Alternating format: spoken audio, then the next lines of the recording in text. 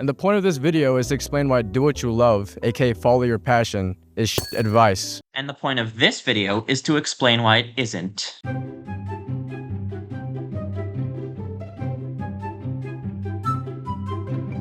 It's me, Caveman. You might have noticed by now that this isn't a Minecraft video. Normally I make Minecraft videos, but I just wanted to get my opinion out on this particular thing. So I was browsing YouTube and I saw this video by this guy named, I believe, Splash, who said, and it was called Don't Follow Your Passion. Made a number of arguments, some of which I disagree with, so I'd like to make a video explaining why I disagree with them. Now, this is a very well-made video, and I congratulate its creator on how well it did, and hope that they do a good job continuing to grow their channel. If you haven't watched his video, though, don't worry, because I kind of embedded the entire thing inside of my video. And also, here's an iCard in the corner so you can find it yourself if you want to. Okay, there's all that heavy preamble is done. Now let me start actually talking about what's in the video. A famous nerd once said, do what you love. And being the successful nerd, He spends a bunch of time talking about the origin of the phrase, do what you love. think about it this way. Steve Jobs himself didn't even really use that advice. His day-to-day activities from when he started Apple to when he left Apple were probably entirely different throughout their entire journey. Not only that, This is true. According to Wikipedia, during the time Steve Jobs worked as part of Apple, he did all sorts of things, including from designing the computers to trying to convince people they were good, to even trying to sell his car to get money for the materials and stuff. Not only that, but when he started Pixar and became super successful and worked super hard on that project, the activities he did on a day-to-day basis for Pixar is probably way different than Apple. So he didn't actually do what you love because the activities were entirely different. Here's my first thing I'd like to disagree with. Just because he did a variety of different activities throughout his life doesn't mean that he didn't do the activities that he liked. What activities somebody liked doing can change a lot. For example, a long time ago, I thought I wanted to just make music. And now I just make all different variety of things. Yet, his love and passion remained the same. And the reason he didn't actually use that advice is because he never said that. He never said, do what you love. Your work is going to fill a large part of your life. And the only way to be truly satisfied is to do what you believe is great work. And the only way to do great work is to love what you do. He never actually said, do what you love. He said, love what you do. And you might think that's the same thing, but it's completely different. I agree that these two things are completely different concepts.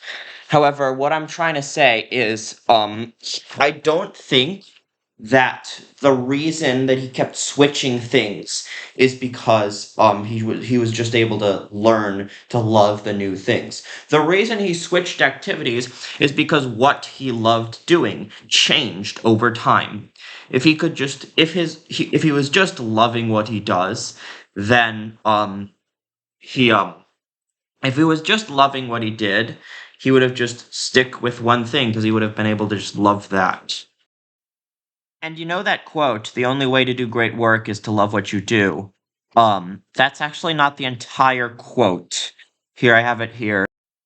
See, the second part of the quote says, if you haven't found it yet, keep looking. He was looking for something that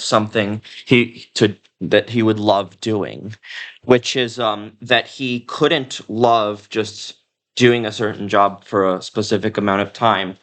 It's not that he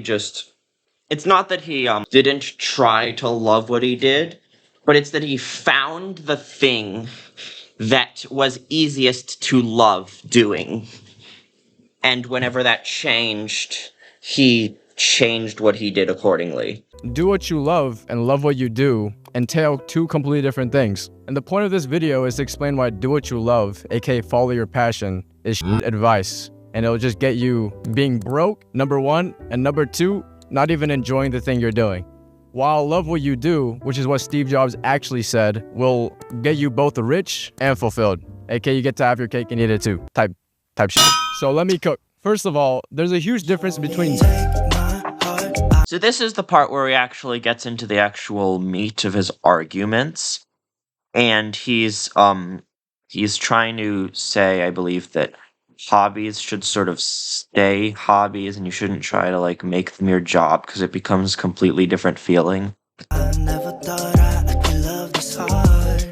Oh, I can't get enough. You got me feeling like, you got me singing like. As humans, we tend to enjoy doing the same things. This differs from person to person, but from a broad societal point of view, certain activities are just popularly enjoyed by tons of people, like video games, cooking. He lists a few more hobbies. And the reasons these things are so popular in the first place, because they're hobbies. Like, hobbies are universally enjoyed by just people in general. We tend to enjoy doing the same things. Like, video games is inherently enjoyable to most of the population. More like about half of the population, but please continue. And it goes the other way around too. Like, we also inherently hate doing certain things. Like, no one wants to work a soulless 9 to 5 at a desk cubicle working on Excel sheets all day. You know what I'm saying? Like, that shit is miserable. We're all trying to do fun stuff, like play video games and make YouTube videos for a living with the boys, or yapping to a camera like me. But that's the difference. A hobby is entirely different than your career. Playing video games in your free time versus doing it as a living are two completely different things. Playing soccer for 2 hours at a day because it's fun versus playing soccer and training to train your legs and getting better cardio and doing it as a living is a completely different story. And that's why these types of careers are like super rare and why no one thinks it's possible, because it's hard. And if you want to succeed in these types of passion careers, you need to be able to work when you don't want to work, which is pretty much going away from doing what you love. This is a very good point and something you should definitely watch out for if you're wanting to have a passion career. But that also applies to other jobs that aren't passion careers. If your career is a passion career, you'd only want to do it sometime, but if it's not a passion career, you'd likely want to do it none at all. So I still consider it a bit of an improvement.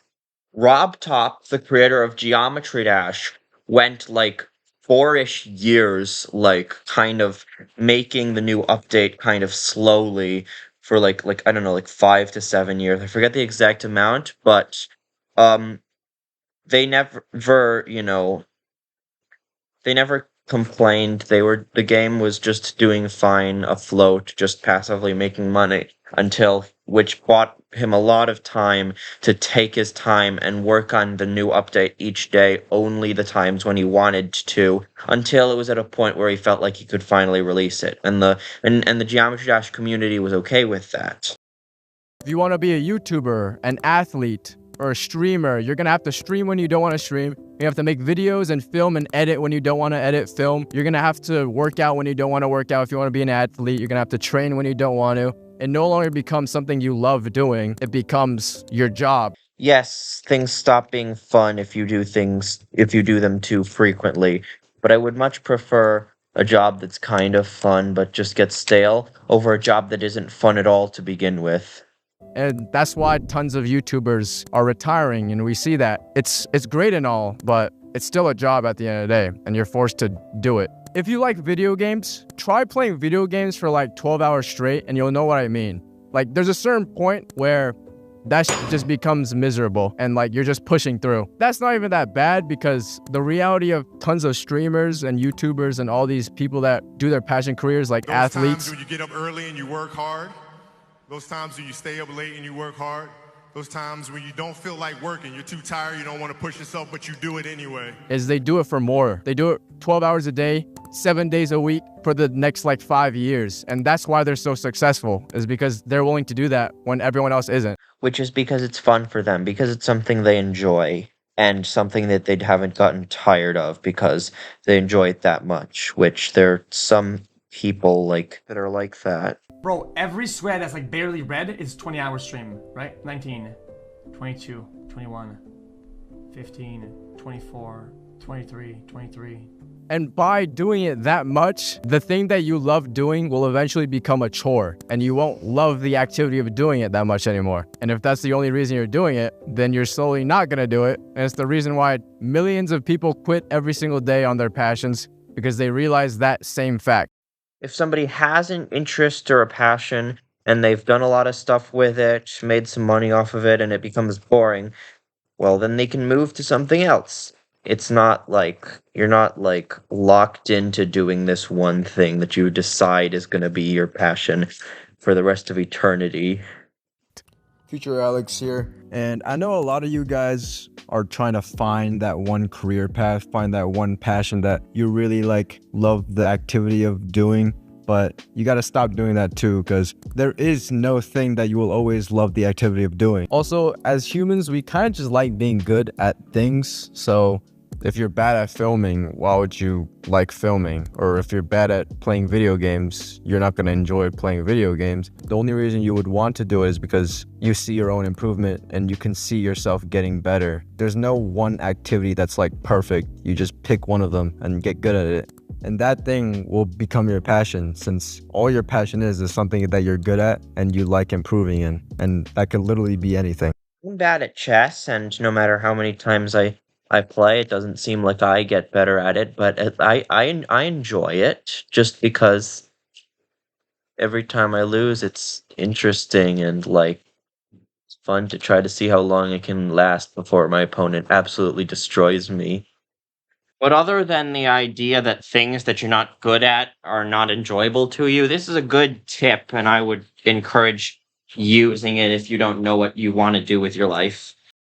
And I'm going to get more into detail on how to find your perfect career, so just keep watching. I'm not saying it's bad to inherently enjoy the activity of doing what your career is. That's a good thing. What I'm saying is that you need to expect when you don't enjoy it and push through. This is something you should be expecting. I agree. That's why the top of the top push through 40 to 50% of the time. Where'd this number even come from, by the way? I can't really find anything about it. Like 40 to 50% of the time of what? Every time they feel unmotivated? That feels like a very stretchable category of occurrences. And you need a good reason to push through 40 to 50% of the time. So you need something stronger than just passion. How about the knowledge that if you don't work, you don't make money, and if you don't make money, you'll starve to death? That is actually the main point of like a job, you know, you make money, something to like, because you can't just get free stuff, you have to work for it. And if that work just happens to be something you enjoy, then that's good. And like, why would you, you know, which I'm about to yap about.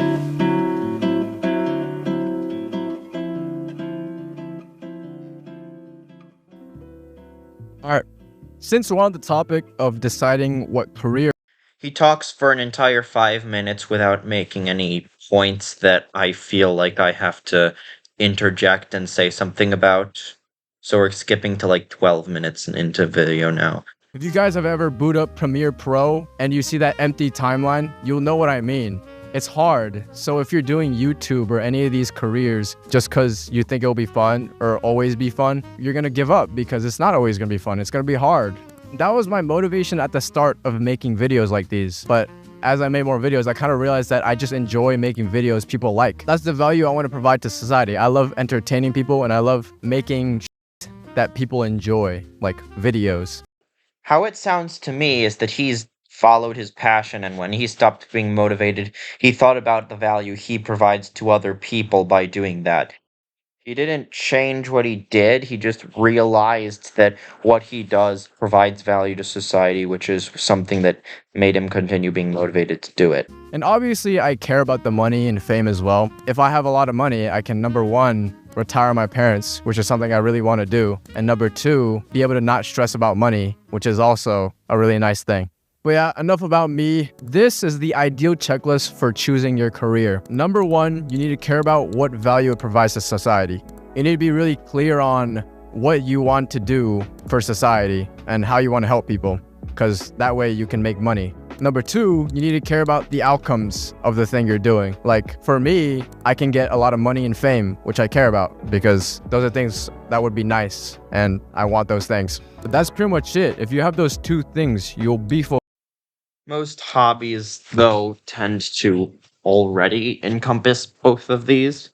Like, artists provide, music and art and things to society, Fulfilled and enjoy the work you're doing, even though you might not naturally enjoy it at first. As you get better at it, and because the human mind likes to be good at things, you will naturally enjoy the thing because you're getting better at it. This also applies to whatever passion job you're choosing. As it becomes something you do as a job, you start caring about the quality of your output, which might make you train a bit long and hard and difficult hours, but after that, you'll appreciate your job even more due to how you're now better at it than you were before when you were just doing it as a hobby. And we like getting better at things and being good at things, especially being good at things that we care about. And we care about the impact it has. Plus, we care about the money and whatever outcome you want out of it. So yeah, that's your perfect career. Just go all in on that career, do it for the rest of your life, and you'll probably be fulfilled and rich. He spends the rest of the time just concluding his video, so I'd like to conclude mine too. I think that if you have a passion and you think you can turn it into a job, you should definitely go for it. And you should take his video not as a sort of saying that it'll be too hard, that you'll fail. Instead, you should take Splash's video as a reminder that by making things, by doing, art or entertaining people, you're not just helping yourself, you're helping the world, and you're making the world better. And if that's something you need to hear to increase your motivation, then I'm very glad that he can provide it to you with his video. Subscribe to him if you like his original video, and subscribe to me if you liked my rebuttal, and also have a nice day, whether or not you liked either of our videos. Bye.